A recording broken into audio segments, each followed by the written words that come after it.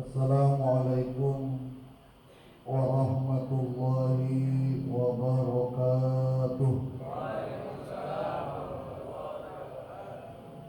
Bismillahirrahmanirrahim. Alhamdulillahi rabbil alamin. Wassalatu wassalamu ala sayyidina Muhammadin wa ala alihi wa sahbihi ajma'in, amma ba'du. Ilahi anta maksudi wa ridhoka matlubi, atini mahabbataka wa ma'rifatak, wa atini ma'aka abadan. Ahli silsilah Thariqah Qadiriyah Naqsabandiyah, Mahat Suryalaya Sirna Rasa, wabil khusus Sayyidina wa murabbi arwahina pengersa Abah Awas Qaddasallahu sirrah, wa nafa'na Allahu bihi wa bi anwa'i ulumihi wa asrarihi wa karamatihi bi barakatil Fatihah.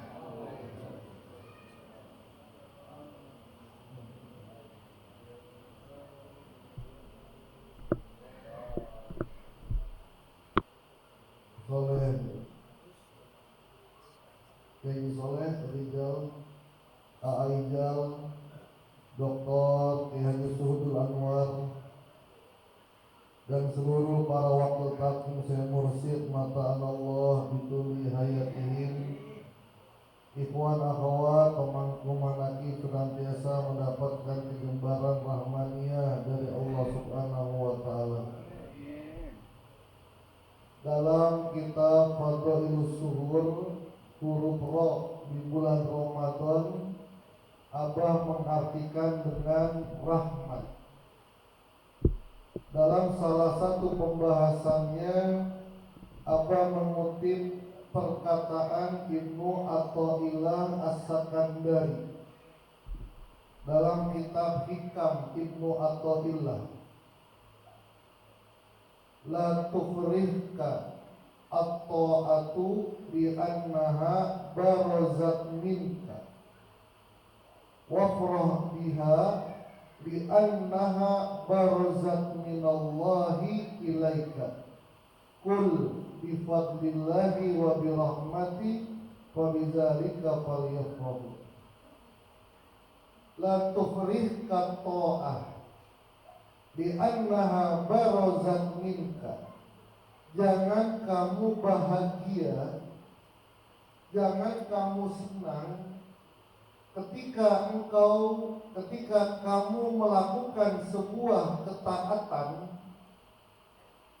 dan merasa kamulah yang menyebabkan ketaatan itu dikerjakan.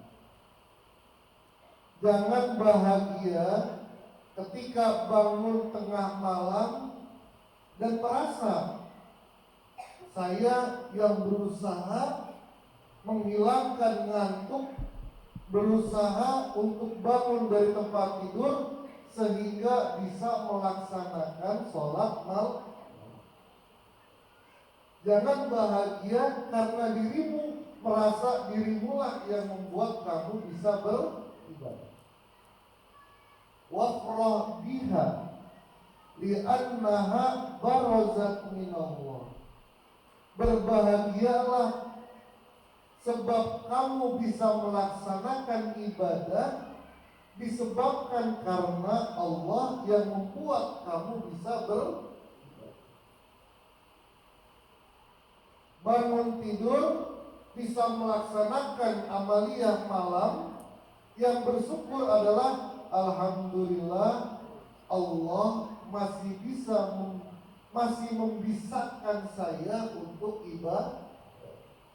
Alhamdulillah guru mursyid masih bisakan kita untuk ibadah. Kenapa? Karena ketika kita merasa Allah lah yang membuat kita bisa beribadah, itu berbicara kasih sayang Allah. Abu Nawas dia punya syair, Abu Nawas, yang sebagian orang mengatakan pelawak dia. Sedangkan beliau seorang sufi besar dan makam beliau di Irak. Mudah-mudahan kita bisa ke Irak semuanya. Amin.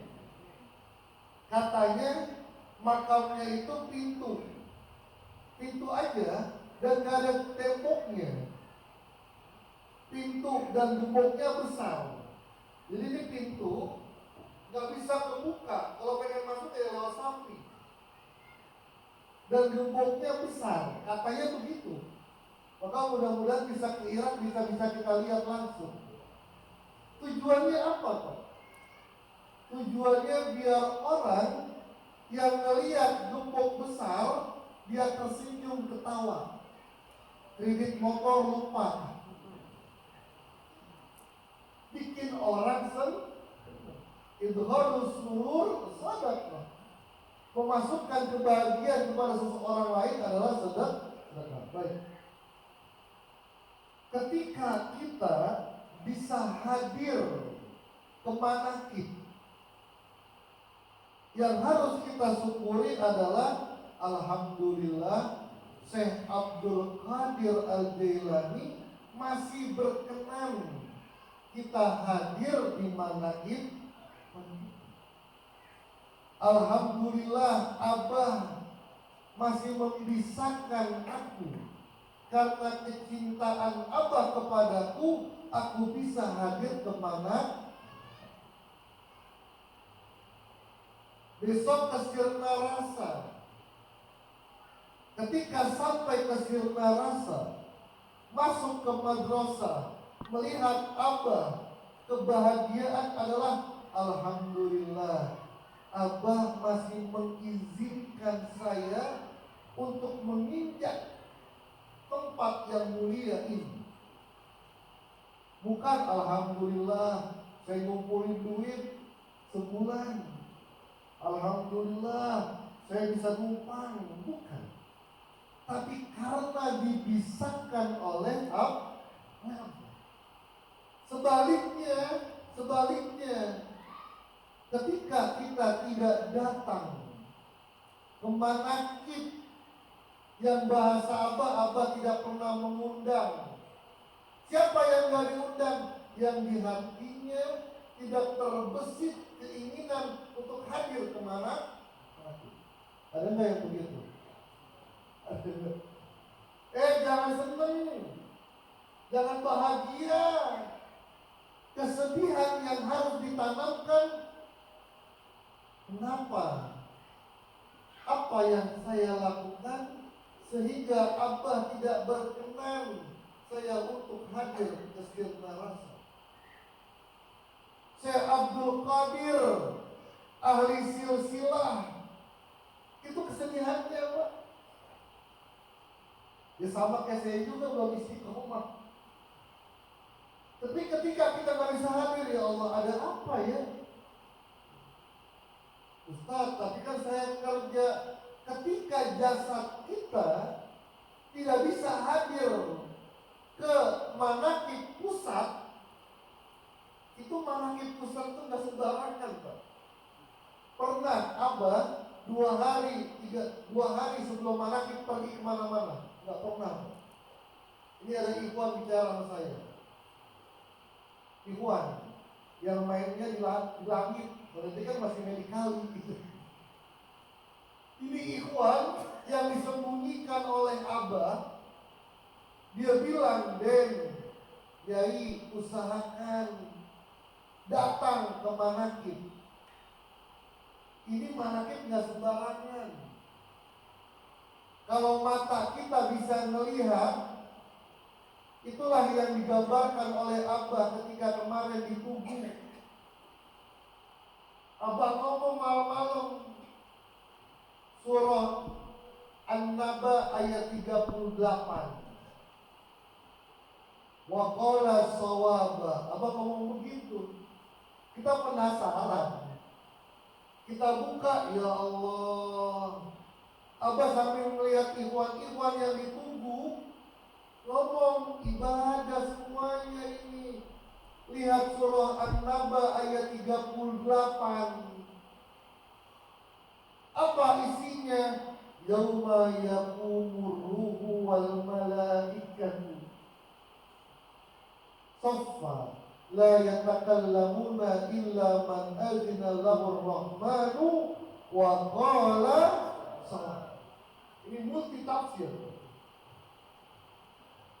Yauma yaqumur ruhu wal malaikatu saffa. Abang melihat, ini untuk kita nih, untuk kita. Abang melihat, karena abang posisinya melihat ikhwan. Ingat ikhwan, saffa berbaris, menundukkan kepalanya. Ada yang tawajuh, ada yang tawadur. Abang lihat apa? Percis yauma yaqumur ruhu wal malaikatu saffa. Nanti suatu hari, kapan? Pada saat itu, pada manaqib berdiri ar-ruh wal malaikah, para malaikat saffa berbaris tenang.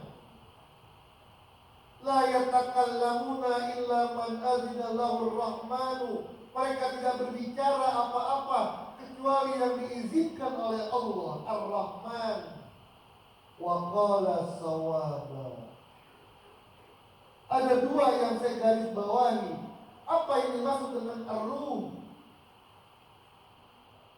Ibnu Katsir memberikan penafsiran.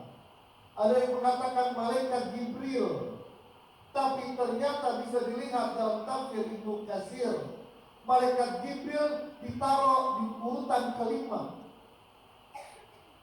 Yang pertama,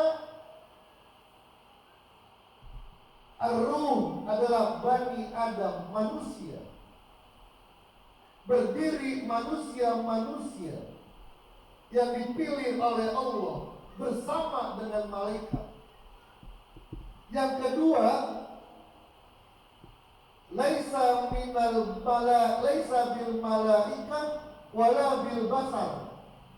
Yang kumpul bukan malaikat, bukan manusia, tapi yaquluna wa yasrabun. Mereka makan, mereka minum. Bukan manusia, bukan malaikat. Siapa? Arwahul muqaddasah. Karena mereka sudah tidak dikatakan manusia. Abah Anom bukan manusia lagi. Maka nggak bisa memursyidkan Abah Anom. Kenapa? Beda makannya, beda minumnya. Orang yang meninggal dunia manusia, tapi manusia yang nggak sama dengan manusia sekarang ini. Jangan sekali-kali ziarah kubur bawa ketoprak. Ngapain bawa ketoprak? Almarhum masih hidup, dia ada pun ketoprak. Beda makannya. Yaqulun wa yasrabun. Makan, minum, tapi beda makan minumnya.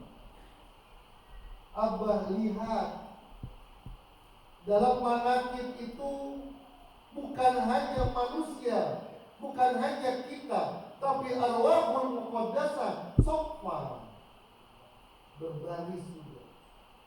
Malaikat turun semuanya. La yatakallamuna illa man azina lahu rahmanu wa qala shawaba. Apa makna shawaba? Ibnu Katsir hanya menafsirkan satu kalimat. Yang dimaksud dengan shawaba adalah kalimat la ilaha illallah. Ini manaqib, Pak. Apalagi manaqib di pusat. Ketika kita tidak bisa datang ke manaqib pusat, sedihlah. Kenapa? Apakah ada kesalahan yang saya lakukan sehingga Abah tidak berkenan saya hadir ke tempat ini?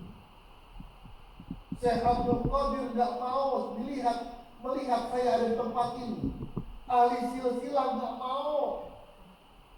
Ustaz, tapi saya punya ujur syar'i. Kalau jasadmu tidak pergi, niatmu pergi. Niatnya pergi bukan omongan doang. Fulus. Datang ke Iwan, ente mau ke Abah ya? Iya. Nih, Ani ngasih bensin 1 juta. Semampunya. Bener Pak. Ini seperti teriak, seperti Uwais Al-Qarni yang pengen ketemu Nabi nggak bisa. Bukan nggak mau, nggak bisa. Ibunya. Maka sebagai kifaratnya nggak ketemu Nabi, nggak kumpul di majelis Nabi, mengkifaratkan apa?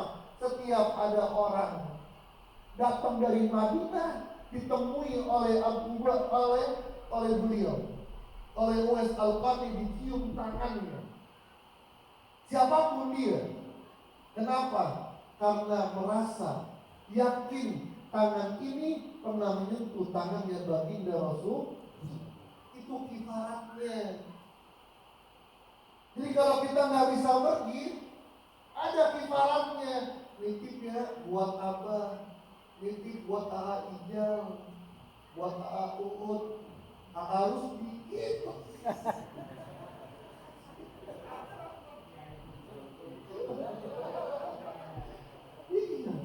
Lihat, ente mau ke luar nggak bisa, ane kerja bensin, ini ane tambahin 50.000, mengkifaratkan ketidakhadiran kita. Tapi kalau manakib di apa? Biasa-biasa aja. Biasa, kenapa? Undangan lebih berat. Soket mampu. Tapi baik.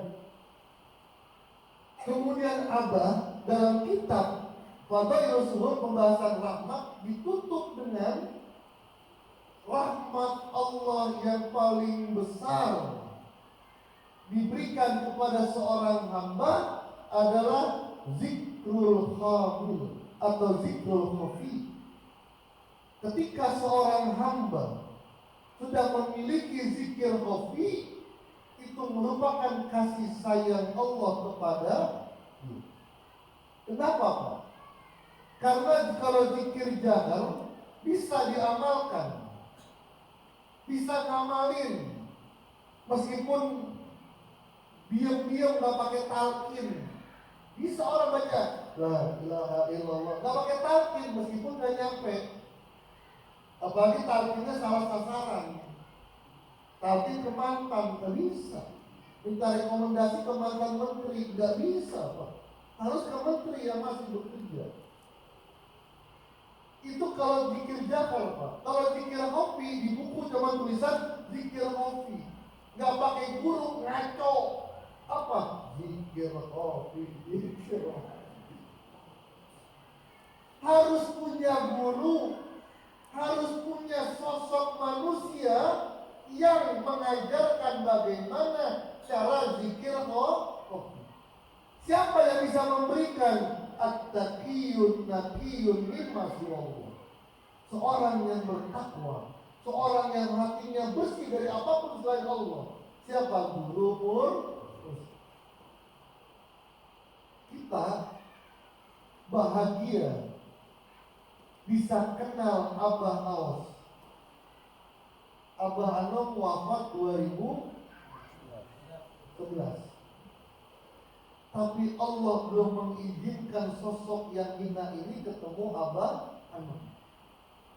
Ketemu Abah Anom di akhir-akhir Abah Anom sudah tawajud. Itu pun cuma istilah kata kalau ke apotek lihat apoteker doang, nggak beli obat. Saya datang ke Suralaya ketemu Abah Anom salaman, ada ngambil talqin, saya bilang emang mau meninggal, pulang saya.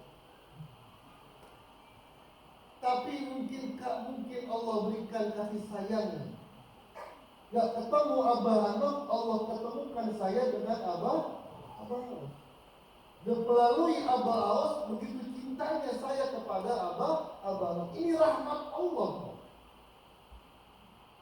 Banyak orang ketemu Abah Aos, tapi hatinya biasa-biasa. Ada juga orang kenal Abah Aos, hatinya benci dengan Abah Aos. Bersyukurlah ketika kita ketemu dengan sosok manusia yang dipilih oleh Allah, kita cinta kepada beliau dan ikut amalan beliau. Yang perlu kita bahagiakan, alhamdulillah Allah pilih. Itulah yang bahasa apa? Mayyasa, orang-orang yang diinginkan oleh Allah.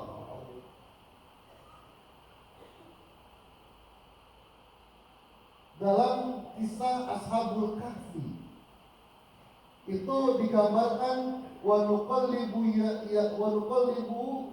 yamin wasimalan wa qalbuhum basitun jira'aihi bil wasit. Jadi digambarkan Ashabul Kahfi ketika di goa, wa rabatna ala qulubihim isqamum, ditutup hatinya mereka, diikat hatinya mereka. Wa nuqallibuhum zatal yamini wa zatas, tapi tetap Allah berikan ke kanan, ke kiri. Dalam tafsir Ta'wilat An-Najmiyah, ini tafsir Isyari, tafsir sufistik yang ditulis oleh Syekh Najmuddin Al-Kubro. Beliau menjelaskan, ada orang yang mendapatkan ilmu dari Allah bila wasitotil masyayikh, tanpa wasilah guru. Ada orang yang kedua mendapatkan ilmu dari Allah biwasitotil masyayikh, melalui guru. Apa perbedaannya? Ashabul Kahfi itu digambarkan mereka-mereka yang mendapatkan ilmu dari Allah hatta yablugha mablaghar rijal, sehingga mereka sampai kepada kedudukan ar-rijal, rijalullah, wali-wali Allah. Itu digambarkan oleh Syekh Najmuddin, mereka-mereka yang mendapatkan bimbingan Allah tanpa melalui guru. Maka dia harus totalitas, mustasliman, kulliyatan. Dia harus totalitas berserah diri kepada Allah, seperti seorang mayit baina yadayil busal, seperti seorang mayit yang sedang dimandikan oleh orang-orang yang memandikan. Ada di sini mayit protes, pelan-pelan dong gosoknya. Ada mayit gak protes, ditekan perutnya dia gak marah, dibalikan ke kanan dia gak marah, dibalikan ke kiri dia gak marah. Ini gambaran totalitas kepada Allah. Mau dikasih rizki diterima, dikasih sakit diterima, apapun diterima. Cuman bedanya bimuddati salatu mi'ati sinin sana wa tis'as sinin. Kalau ingin mendapatkan ilmu dari Allah tanpa melalui guru mursyid, memerlukan waktu salasu mi'ata sana, 300 tahun, tis'as sinin, 9 tahun, 309 tahun.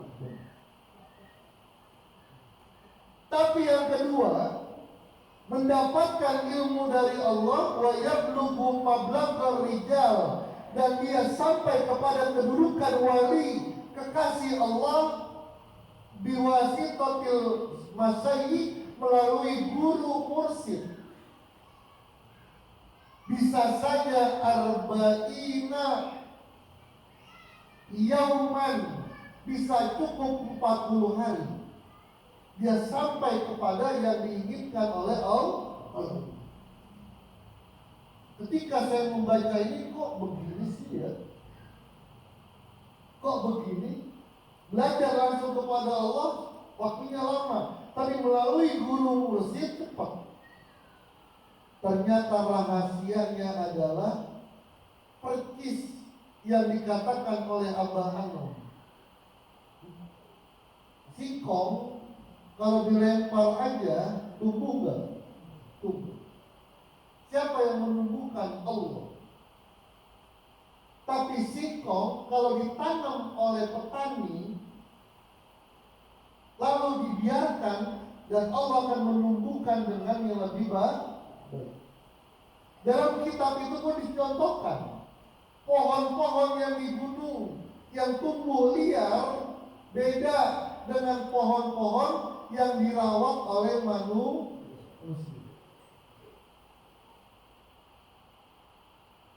Sebab puncaknya adalah tidaklah semua manusia mampu mendapatkan ilmu cahaya langsung dari Allah. Jangankan ilmu dari Allah, cahaya matahari saja kalau tidak ada ozon kebakar badan kita, buta mata kita.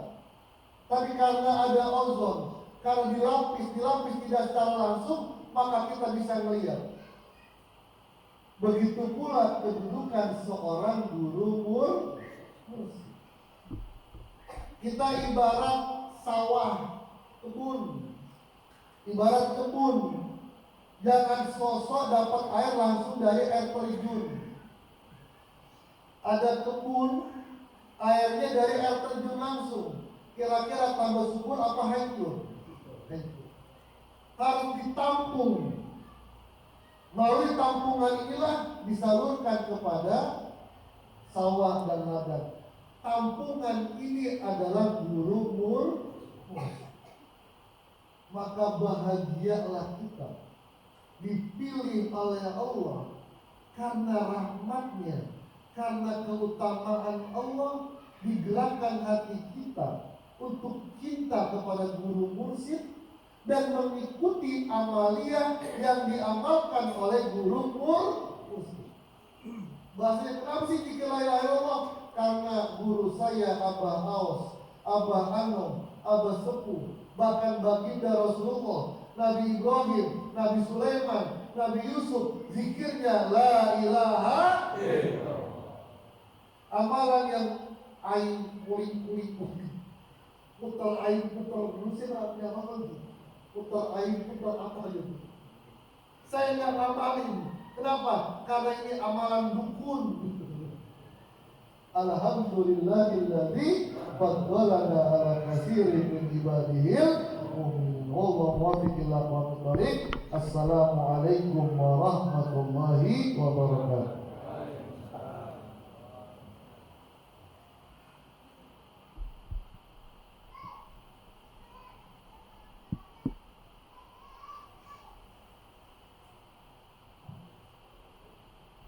Bismillahirrahmanirrahim. Assalamualaikum warahmatullahi wabarakatuh.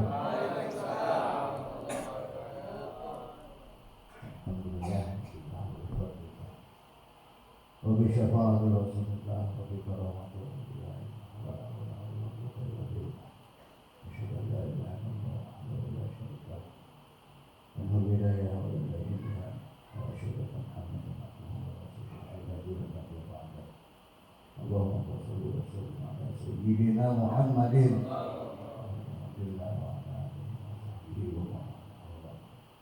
ilahi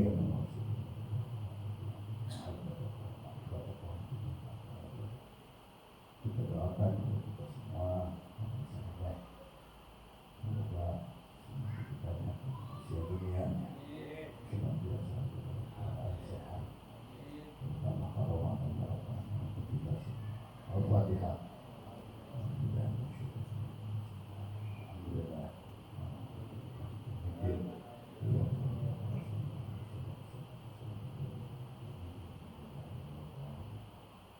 Yang dimuliakan Allah, berarti para sahabat semuanya yang hadir, khususnya Abu dan semoga hanya umur sehat istiqomah. Itu para sahabat juga semuanya dalam tugas mengaji, semuanya yang hadir semoga hanya umur sehat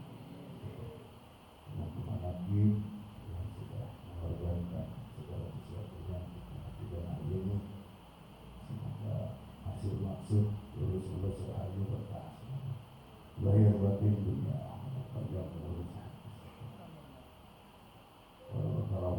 Al-Fatihah. Alhamdulillah. Iya benar.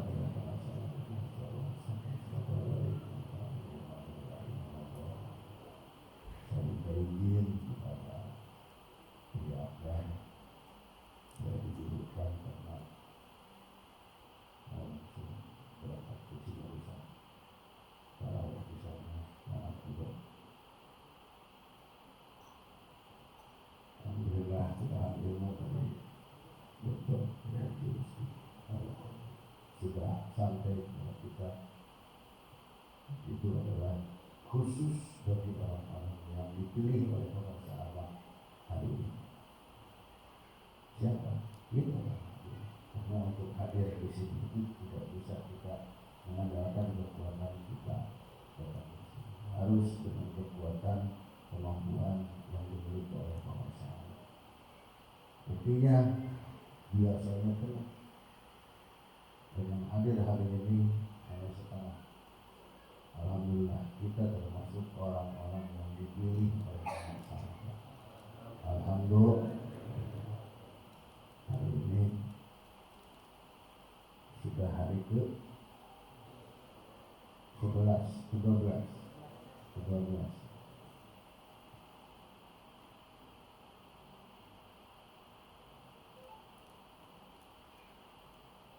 Apa yang kita dapat selama 12 hari? Yang kita dapat dari puasa apa? Yang paling utama, kenapa makan, minum, dan tidur bersama istri dilarang di siang hari? Kenapa? Karena itu yang harus ditekan sama kita. Kemarin di Haji Wandi saya sampaikan bahwa puasa itu 3. 1 puasa ruh, 2 puasa akal, 3 puasa nafsu. Itu puasa bukan makan sama minum saja, tetapi ruh, akal, jiwa semuanya berpuasa. Kenapa ruh harus puasa?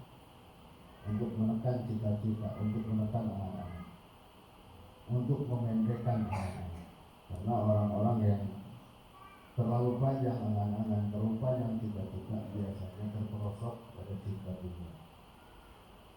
Ya, ciri orang yang cinta dunia itu satu, dia selalu was-was, khawatir, selalu cemas menghadapi sesuatu yang akan datang.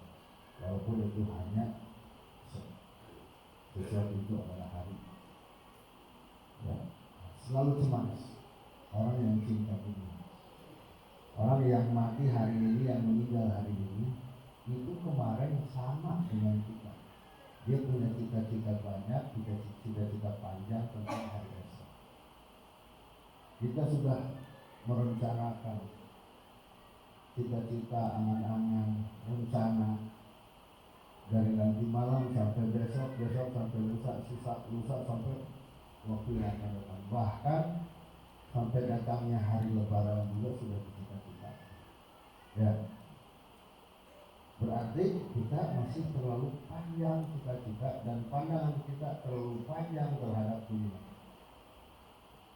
Itu Sayyidina Ali mengatakan, perpanjang pandanganmu terhadap langit, perpendek pandanganmu terhadap bumi. Maksudnya apa? Panjangin pandangan kita terhadap akhirat, pendekin pandangan kita terhadap dunia. Orang yang memanjangkan pandangan terhadap dunia seperti itu, cemas, khawatir, besok mau makan apa, besok subuh nanti sahur mau makan sama apa. Itu sahur saja sudah direncanakan, padahal belum tentu sahur itu sampai ke kita. Belum tentu nanti jam 6 nanti kita takjil di sini bareng, belum tentu. Bisa jadi ada yang dipulangkan duluan oleh apa? Ya. Boleh punya cita-cita, boleh. Tapi jangan terlalu panjang. Angan-angan, jangan terlalu panjang. Angan-angan jangan terlalu. Nanti nyesal. Makanya orang yang cinta dunia yang kedua cirinya apa? Dia selalu menyesali dan tidak pernah bersyukur terhadap apa yang sudah dilewati. Orang cinta dunia kurang apa ya? Oh, kurang ini, kurang apa ini. Padahal kalau dia bersyukur, apapun yang terjadi kemarin itu harus diperbaiki hari ini. Cara untuk memperbaiki hari ini adalah apa yang sudah dilakukan. Yang ketiga, orang cinta dunia, dia akan capek terus. Tanpa hati dia akan capek. Karena dia selalu merasa bahwa dirinya itu adalah terbaik di antara orang-orang. Ya, harus menjadi terus capek. Harus menjadi terbaik. Nah, kenapa kita harus puasa aku? Supaya kita memendekkan anak. Puasa akal kenapa harus dilaksanakan? Karena akal ini tempat memisahkan antara benar dan salah. Gimana caranya supaya akal kita bisa digunakan untuk membedakan antara benar dan salah? Harus menundukkan hawa. Kalau sudah bisa menundukkan hawa nafsu, kita bisa melawan keinginan. Yang namanya keinginan bisa menguasai. Yang benar jadi salah, yang salah jadi benar. Dengan keinginan didorong sama hawa nafsu. Bagaimana caranya? Kita sudah dikasih sama apa? Ya, itu untuk menekan. Zikirnya, la ilaha itu untuk menghabisi, menundukkan, menjinakkan hawa nafsu. Belum bisa juga pasrah sama Allah. Silahkan Allah mau digambarin ini hawa nafsu saya kok susah-susah amat, jadi hina. Sudah jinak baru keinginan tidak akan menguasai kita. Makanya saya selalu berdoa semoga kita semuanya dimasukkan ke dalam golongan orang-orang yang sudah tidak memiliki keinginan. Selalu berdoa. Karena apa? Yang punya keinginan hanya apa? Udah, abah saja yang punya keinginan. Abah mau gimanain kita terserah abah. Sepakat? Setuju? Nah itu. Belajar dari sekarang kita semua coba lawan hawa nafsu untuk melawan keinginan supaya kita bisa membedakan antara benar dan salah. Ya, yang ketiga puasa nafsu atau puasa dilakukan untuk apa? Untuk menjauhkan diri dari hal-hal yang diharamkan. Makanan, minuman, hasud, iri, dengki, gaya, dan fitnah, menyakiti orang, suuzon dan sebagainya. Itu yang harus. Nggak bisa menjauhi yang macam-macam itu. Hanya makanan dan minuman saja kita halangi untuk kita hanya dapat lapar dan haus. Batal puasanya? Tidak. Ya, yang membatalkan itu. Ya, berbukalah dengan yang siapa yang manis? Yang di rumah. Jangan yang lain-lain. Ya, berbukalah dengan yang manis. Itu yang membatalkan. Kalau masih ada suudzon, masih ada hasud, masih ada ghibah, masih ada, berarti kita hanya dapat lapar dan haus. Demikian Citra Info. Semoga bermanfaat. Semoga kita semua diberkahi. Semuanya segalanya selamanya. Al-Fatihah. Alhamdulillah.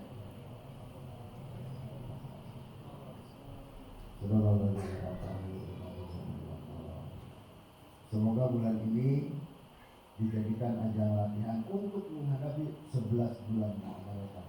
Makanya sama para sahabat di Ramadan dan semua. Ya, 11 bulan yang akan datang itu Ramadan semua. Jadi biar sama amaliyahnya seperti amaliyah di bulan Ramadan saat ini, Ramadan 1. Sekian, terima kasih dan mohon maaf. Assalamualaikum warahmatullahi wabarakatuh.